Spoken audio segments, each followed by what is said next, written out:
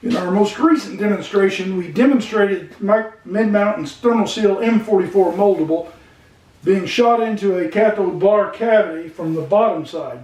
Today we're going to conduct the same test, except we're going to shoot in from the face of the cathode bar to see if the distribution of the moldable is the same. So we will begin, and we will time this as we go so we can see how long it takes.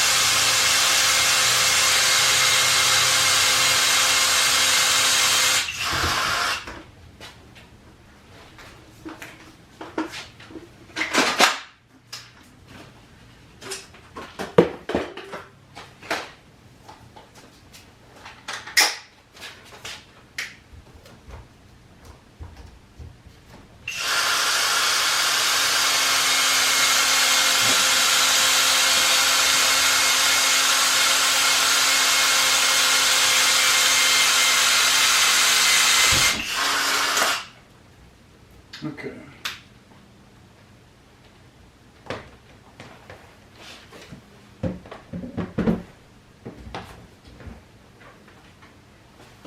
Okay.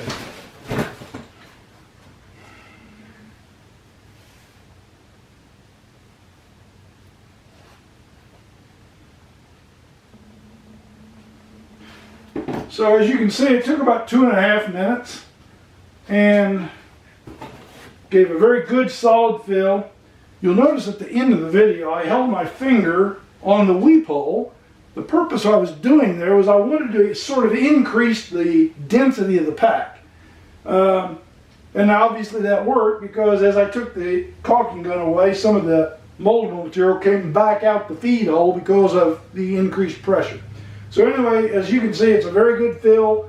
The handgun had more than adequate amount of power to fill the void completely. So now we will do this exact same test on our other form using our bucket pump. Thank you.